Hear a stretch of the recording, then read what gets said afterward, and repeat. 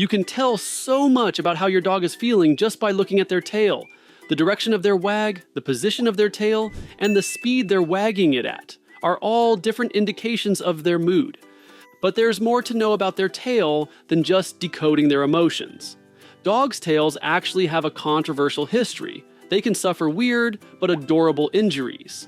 And their tails originally evolved for a different purpose than it has today. But first, let's start with a simple way to learn how your dog is feeling. Understanding the different tail positions and what they mean. When you see your dog with their tail held high, they're feeling alert and confident. Think of it like when you stand up straight and tall when you're feeling sure of yourself. But be careful.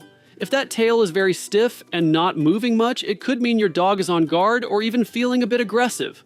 Always look at what the rest of their body is doing too. Most of the time, your dog will carry their tail in a middle position, about level with their back. This is their all is well signal. It's like your dog's version of a relaxed smile. When you see that mid-level tail with gentle movements, your dog is telling you they're content and calm, but still paying attention to what's going on around them. Sometimes you might notice your dog's tail drop low or even tuck between their legs. This is an important signal to recognize. A tucked tail means your dog is feeling scared, anxious, or trying to show they're not a threat. The more tightly tucked the tail, the more intense these feelings are. Many people make the mistake of ignoring this clear sign of discomfort. If you see a tucked tail, give your dog some space or help them feel safer. The next time you see a dog wagging its tail, don't automatically assume they're happy. That wag is saying a lot more than most people realize. Did you know that the direction of your dog's wag actually matters? Scientists have found that when dogs feel positive emotions, they tend to wag more to their right side. But when they're feeling negative emotions, like fear, they tend to wag more to their left side. This happens because different sides of the brain control different emotions. Of course, most of us aren't watching our dogs closely enough to catch which side they're favoring. That's why you need to pay attention to the whole picture. The height of the tail, how fast it's moving, and what the rest of your dog's body is telling you. A happy wag usually involves the whole rear end, while a tense wag might just involve the tip of the tail. One common mistake pet parents make is thinking that any wagging tail means it's safe to approach a dog. This isn't always true. A dog with a stiff, high, slowly wagging tail might actually be warning you to keep your distance. You might notice that sometimes your dog's tail moves so fast it becomes a blur. This tornado-like wagging usually means pure joy. When your dog sees you after you've been gone all day, that fast, loose, whole-body wag is their way of saying, "I'm so happy to see you, I can't contain myself." On the flip side, a slow wag often tells a different story. When a dog wags their tail slowly, especially if their body looks stiff, they might be trying to figure out a situation. It's like when you're not quite sure about something and you approach it cautiously. This slow wag can mean your dog is uncertain or even a bit nervous about what's happening. A quick win for understanding your dog better is to start paying attention to these different wag speeds. Once you know the difference between a "I'm so excited" wag and an "I'm not sure about this" wag, you'll understand your dog's needs much better. Think of it like how humans talk. We don't just say words, we change our tone. Your dog's tail is part of their tone of voice, telling you not just that they're responding, but how they feel about what's happening. Just like people come in all shapes and sizes, so do dog tails. This can make reading your dog's signals a bit like learning a new dialect of the same language. But before we get into that, if you love your dog and want them to be as happy as possible, subscribe to Doggy Digs so you don't miss any of our future doggy videos. Now some breeds, like Huskies and Spitz-type dogs, have tails that curl up over their backs. This doesn't mean they're always alert or excited, it's just how their tails naturally sit. Other dogs, like Greyhounds, have a tail that naturally hangs low with a slight curve at the end. This doesn't mean they're always nervous, it's their normal. Then there are breeds with bobbed tails, either naturally like Australian Shepherds or Pembroke Welsh Corgis, or through breeding like some Boxers. These dogs have fewer tail positions to work with, so they often make up for it with more exaggerated body language elsewhere. Some dog breeds have naturally occurring bobtails, caused by a specific gene mutation called the T-Box gene mutation. Breeds like the Australian Shepherd, Pembroke Welsh Corgi, and some others can be born with naturally short tails without human intervention. The mistake many new dog owners make is trying to read all dogs the same way. Each breed speaks their own tail dialect. And part of getting to know your specific dog is learning their unique way of expressing themselves. For example, a beagle's tail is like a flag on a pole, very visible and expressive, but a chow chow's tail is tightly curled over its back, making the movements more subtle and harder to read. For centuries, people have been cutting off parts of dogs' tails in a practice called docking. But why did this start, and is it something we should still be doing? Tail docking began primarily for practical reasons. Working dogs like herding and hunting breeds would sometimes injure their tails in rough terrain or thick brush. To prevent these painful injuries, people would remove part of the tail when the dog was just a puppy. Some people also wrongly believed that docking tails improved a dog's speed or provided other benefits not supported by evidence. Today, most veterinarians oppose tail docking when it's done just for looks.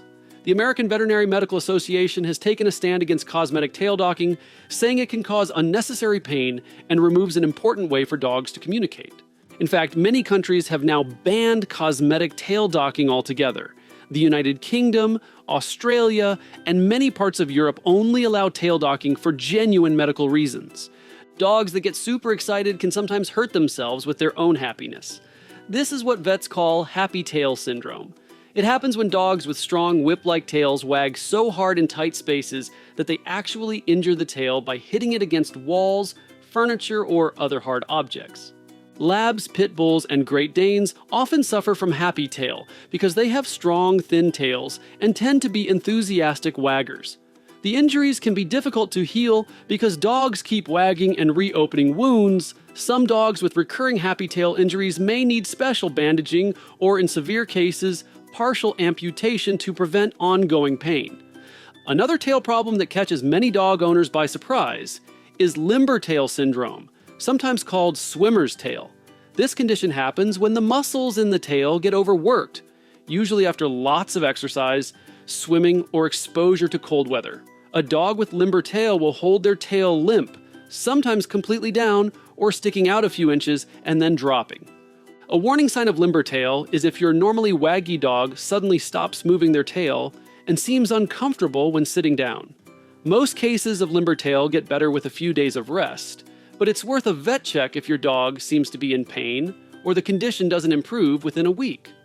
Prevention is the best medicine. Gradually condition your dog for intense activity and make sure they have warm, dry places to rest after swimming or exercise in cold weather. When dogs meet up at the park, they're having conversations without making a sound. Their tails are a big part of how they talk to each other. Dogs read each other's tail positions as part of their complex social language. A high, stiff tail might say, "I'm the boss here," while a middle-height, gently wagging tail says, "I'm friendly, let's play." These signals help dogs sort out their relationships without having to fight. Research suggests that dogs with docked tails may have more difficulty communicating clearly with other dogs, as the tail is an important part of canine body language and social signaling. Many dog behavior professionals observe communication challenges in dogs with docked tails. This communication challenge is similar to trying to have a conversation with someone when you can't see their facial expressions. You might miss important cues about how they're feeling. If you have a dog with a docked tail or a naturally bobbed tail, you might need to help them out in social situations. Watch their body language more carefully and be ready to step in if other dogs seem confused by your dog's signals. Your dog might also use other body language more dramatically to make up for their shorter tail. One quick win for all dog owners is to learn to recognize the play bow. This universal dog signal means "I want to play," no matter what kind of tail the dog has. Long before dogs became our companions, their wild ancestors' tails were serving a very important purpose, and it wasn't about looking cute. Wild canids like wolves and foxes use their tails as balancing tools when running, especially when making quick turns while chasing prey or escaping predators. The tail acts like a rudder, helping them stay balanced and change direction quickly. Next time you watch a nature show, notice how a wolf or fox uses their tail when running at high speeds. As these animals developed more complex social structures living in packs, their tails took on a second job as communication tools. The ability to signal intentions and emotions to pack members became crucial for cooperation and avoiding conflicts. Our domestic dogs have inherited this dual-purpose tail, though modern dogs use the communication function much more than the balance function in their daily lives. However, you can still see the balancing purpose in action when your dog runs at full speed or navigates tricky terrain like uneven ground or stairs. It's a bit like how human arms evolved for climbing and carrying, but we now also use them for communication through gestures and body language. The original purpose remains, but new uses have developed over time. The sight of a dog spinning in circles trying to catch their own tail makes most of us laugh. But what's really going on when dogs chase their tails? For puppies, occasional tail chasing is just part of discovering their bodies.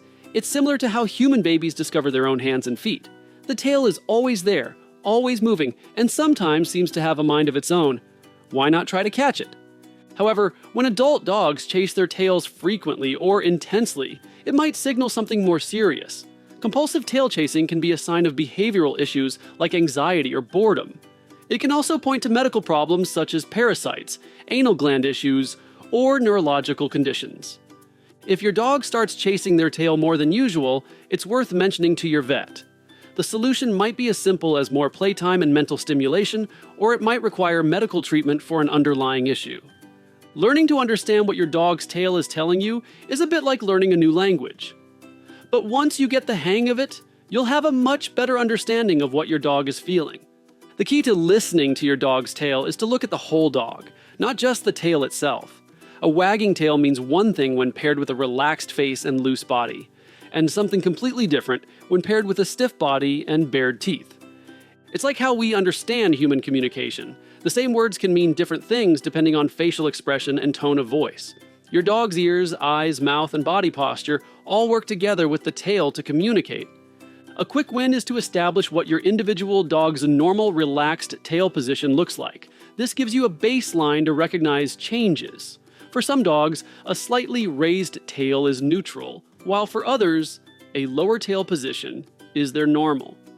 Get to know your dog's personal tail, dialect. Changes in your dog's normal tail behavior can also alert you to potential health issues. If your normally waggy dog suddenly keeps their tail still or holds it differently, it might be time for a vet check. When your dog is curled up sleeping, their tail position can tell you a lot about how they're feeling as they snooze. A dog sleeping with their tail tightly curled around their body is often trying to conserve body heat and feel secure. It's similar to how humans might curl up under blankets on a cold night. This position is common in wild canids and in our domestic dogs when they're a bit chilly or feeling the need for extra security. On the other hand, a dog sleeping with their tail loosely extended or slightly curled is usually in a deep, comfortable sleep. They feel safe enough to spread out and relax completely. This is a good sign that your dog feels secure in their environment. Some dogs will even wag their tails during sleep. This usually happens during the REM stage of sleep when dogs dream. Those little twitches and gentle wags might mean your dog is having a happy dream about chasing squirrels or playing with their favorite human. A common mistake is waking a dog who's twitching or wagging in their sleep because you think they're having a bad dream. Unless they seem truly distressed, it's best to let sleeping dogs lie. They need their dream time just like we do. Of course, if you're paying this much attention to your dog and their tail position, you obviously love them. But if you want to see scientific ways to get your dog to love you even more, check out this next video.